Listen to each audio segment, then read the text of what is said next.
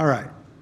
So the first step in color correction is to establish a white point and a black point, and especially if the image has a white point and a black point. Almost every image is going to have something, some shadow somewhere that we want to make black.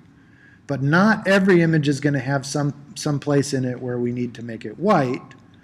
But in this case, this image definitely has a white point, and most people would guess that it's the collar. And most people would be wrong. So again, I'm going to demonstrate why that's wrong. I'll make a little empty layer here. And I'm just going to sample that color from her t-shirt. I'll click on it. And let's go up here and place the color against the cabinet. And as you can see, this shirt is actually darker than the cabinet behind the kids. And in fact, this cabinet back here in the scene, but we need a way of confirming that, because here we could see that our eyes fool us. So we can't rely on just our visual system to determine for us. So here's the little trick. We use the threshold adjustment. And I put an adjustment layer, and we'll find the lightest thing by moving the slider to the right. And you see right there, the t-shirt is winking out. And in fact, up here is the lightest highlight. So I'm going to pick up my color sampler tool and place a color sample point right there. Now, sometimes it's useful to visualize what is behind this threshold, and you can just reduce the opacity a little bit, and we can now kind of see through it to see what the underlying image is. And I can go back here and go, all right, now let's find the darkest point, and it's going to be, looks like the shadow right here in between the two kids. So I place a point there. And now I don't need this threshold adjustment anymore, so I can throw it away.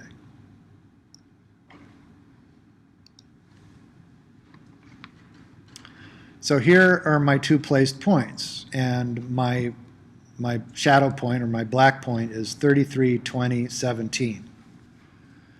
So what are we actually looking for black? Most people would say 0 is black, right? In RGB, 0, 0, 0 would be absolute black. But if we are preparing these images for print at all, we can't really accept a black point that dark, because when it converts to CMYK, then there'll be a whole range of tones that are lighter than that will be black when it converts, because it just doesn't have the dynamic range. So we have to, what I've found for most ink on paper types of printing scenarios, including inkjets, is that you can't really have a black point darker than about 15, a level of 15. So what I want to do is establish black to be 15, 15, 15. Your black point should always be neutral, because as things get darker, they get less saturated visually until they go to black, and then they're absolutely neutral. So we're going to artificially establish a black point here that's 15, 15, 15. A neutral black point and a neutral white point. So on the highlight side of things, instead of 255, which would be like paper white, we're going to accept a tone that's just shy of absolute blank paper white, because we want to have some sense of surface there. So we're going to use 245. So what I want for my white point is 245, 245, 245, and my black point 15, 15, 15. All right, so let's put a curve on this. And I can see my black, I'm pretty close to the 15 limit in blue, but I'm far away from it in the other colors. So let's move to red. And I'm going to select that lowest point on the curve, right in the corner. Just click on it. And I want that red value, the second column of numbers over here. I want this second column. That's what I'm going to end up with after the curve is applied. So I want this to go from 33 to 15. So you can use the arrow keys actually and move this point over to the right. And I'll just use the arrow keys and look at the number up here. So 29, 28, 27, 26. I'll get it over to 15. And let's go to the green. 15, okay. Maybe blue we can get there. 16, 15. All right.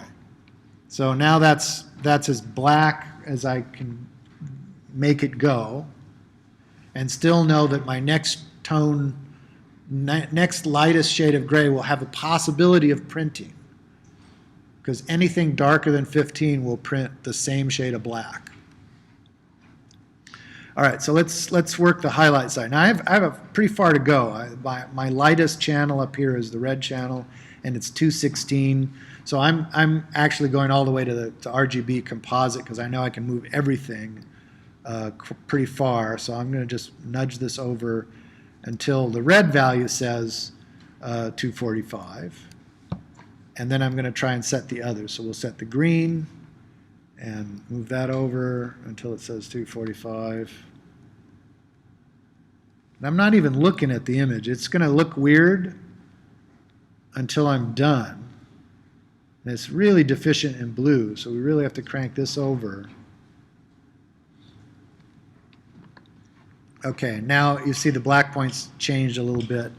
I can toggle back to the next point on the curve by using the plus or minus keys. If I just hit the plus key, it'll toggle back to the next point on the curve, which in this case is the black point. And we'll nudge that over until we get close to 15. Go back to the green, nudge it over a little bit until it gets to 15. Red, nudge it. So now I'm pretty close, 245, 244, 244. If it's within 3%, it's fine. You don't have to get crazy about it. And I'm 15, 15, 15 on my shadow. And let's just sort of look at where we came from. So I don't know what this looks like on the projector, but it's probably better, right?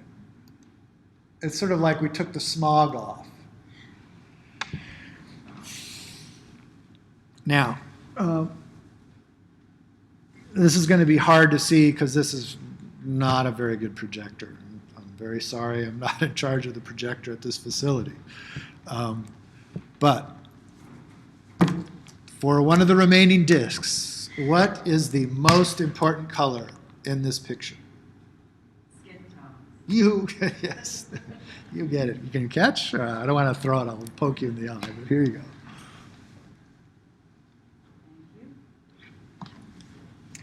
Would you believe I asked this once and somebody said, the red sweater?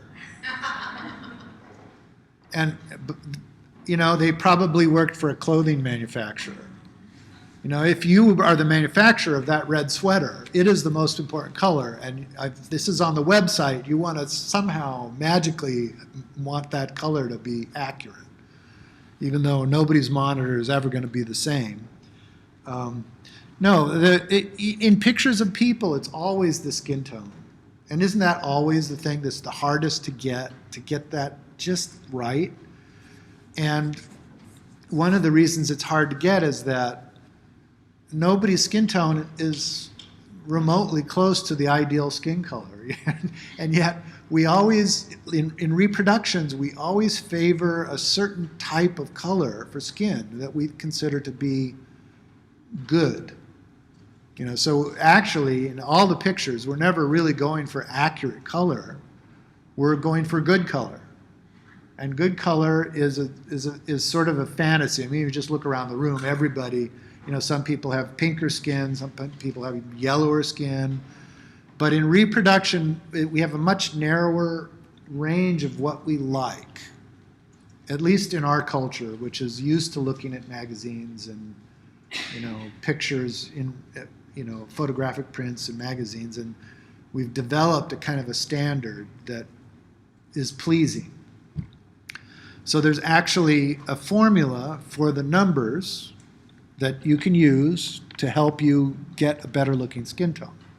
So I'm going to give you the formula now. And it's pretty consistent across races and ethnicities with some variation. But for Caucasian skin, like these kids, what we want to see is in a CMYK environment, we want to see magenta and yellow closer to each other than either one of those is to cyan. But yellow is almost always a little bit higher. So generally I look for yellow to be 10 to 15% higher than the number for magenta. And cyan should be 1/3 to 1/4 of the average number for magenta and yellow. Right? So that they have to be close together.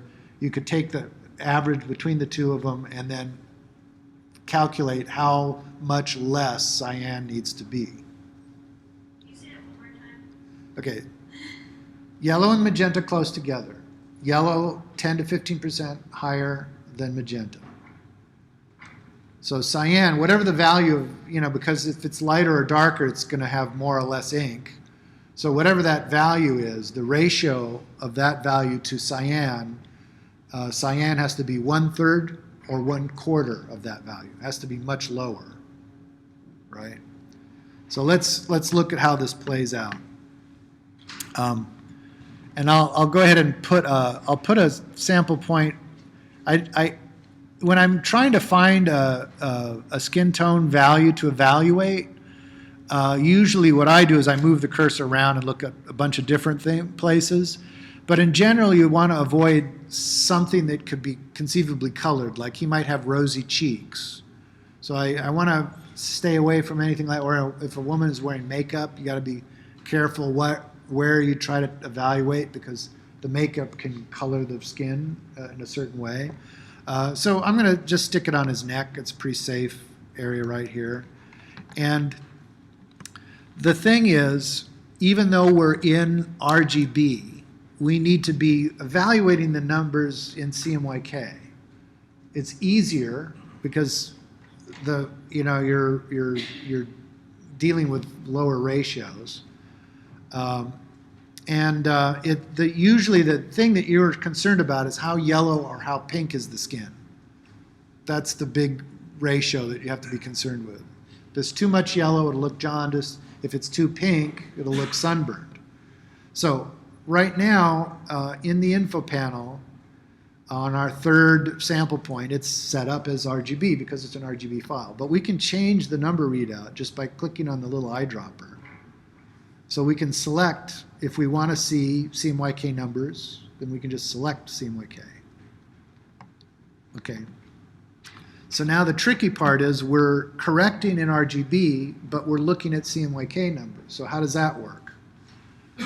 And the clue, this is some basic color theory, but the clue is up here in the upper part of the info panel. You will see that there's two columns. Usually CMYK is the second color readout. So if we make sure that CMYK is the second color readout and RGB is our actual color, you'll see that red is opposite cyan. And green is opposite magenta, and blue is opposite yellow. In fact, that's the way they are on the color wheel. On the opposite side from yellow is blue. These are the opponent colors. So whatever I want to have happen with yellow, I do the opposite thing with blue. So if I want less yellow, I would add blue, right? If I want more magenta, I would subtract green. And if I want less cyan, I would add red. Okay? So let's look at the number that we have here. right now, reading, I have 23% cyan, 39% magenta, and 69% yellow. So actually, magenta is closer to cyan than it is to yellow. So we definitely have too much yellow or not enough magenta. We've got to do something here. Let's start with yellow. So if I have too much yellow, what do I need to do? Add blue, because I want to subtract yellow. So I add blue. So let's go to our curve now, and I know I want to be in the blue. And this is one of the changes that they made with, I believe this happened in CS4. You used to be able to just sort of shift click or command click in the image to place points on the curve. Now you have to select this little hand tool before you can do that. So you select the little finger thing, and now I'll just move into the image, and I'll place a point right where that sample point is. You can see the little bubble moving around. This is the great thing about curves. We can very surgically decide which point in the image we want to affect, and we put a point right on the curve where that color is. So I'm just going to click on it, and now I have a point there. Now, I'm just going to look at these numbers, and I want this 69 to go down. It has to get lower, so I'm going to move this point up. I'm going to add blue. Up is making it brighter. So I move it up, and I'm looking at the number 67, 66, 65. It's coming into range now. Look how the skin is getting pinker, right? It's all sort of, this color is really desaturated and washed out on this projector. But, so I'm kind of looking for, now it says 40, 56. That's kind of pretty close. I'm about, 15%. We'll go for exactly 15% higher. And, maybe I could stand to have that cyan go down a little bit. So I need to add red. So go to red, place a point there for the red channel, and raise it up just a little bit. And you see cyan's now down 20. So it's maybe a little high. That may be a darker part of the skin. If I look up here on the highlight side, it's at 10%. Looking in the upper part of the info panel. This is why I like to move around, because I want to make sure I don't push other areas of the skin off the chart. So right now, on his forehead, it's 10%, 30% magenta, 39% yellow. So I'm a good 1/3. I'm a little less than 1/3 lower in my cyan, which is good. And she's a little paler than he is, so I don't want to get it too pale. And as long as we have more yellow than magenta, we're kind of okay. We can accept some variation in skin color. So for a complexion that's like red hair and freckles, they're going to have a pinker kind of overall skin color. The one thing you want to avoid with with Caucasian skin is you just don't want to have magenta equal to yellow. If yellow is 5% more higher than magenta, it'll still be okay. But as soon as it gets equal, it starts looking like sunburned skin, really too pink. Even though that may be accurate. A lot of people have really red skin, but we don't like that in reproduction. And now we can kind of look back and see, well, okay, maybe we're a little hot on the white point now. It says 249, and blue is pretty hot, so we can we'll move the red down until it says 245. Go back to the blue, and kind of move that over until it says 245.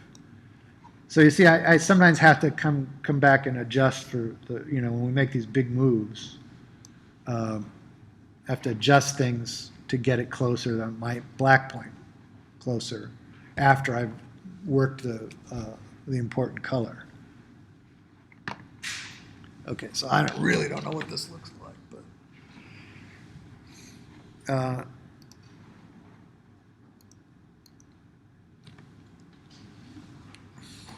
I don't know if does it look better on the. It's better, right? It's not, the color on the projector is really, my monitor looks great here, but oftentimes, if you just set the black point and white point, a lot of the color casts just go out of the, just drop away, and all the other colors will come in and just sort of snap in, if you're lucky. And a lot of times that's all you need to do is just establish a good neutral black and a good neutral white, and you're done. In some cases, you have to work the other important colors. Here, after the skin tone, I happen to know that the sweatshirt he's wearing is not really brown. It's actually black, so I'm going to have to do something to neutralize that. But most people, if you're unfamiliar with the subject, you don't care what color that sweatshirt is. As long as the color, as long as the skin color is good, you don't really care. So you can kind of let it go if it's, any other color, but an important sort of memory color, and skin tone is the most important one. So we like, when we see a good skin tone, we respond to it better. Now, ethnicity differences with really dark African American skin, your cyan value is going to get higher, and it's just not going to be 1/3 or 1/4, because that's what makes the skin dark, is that percentage of cyan. But what you have to be careful of is you don't want the cyan creating a green look to the skin.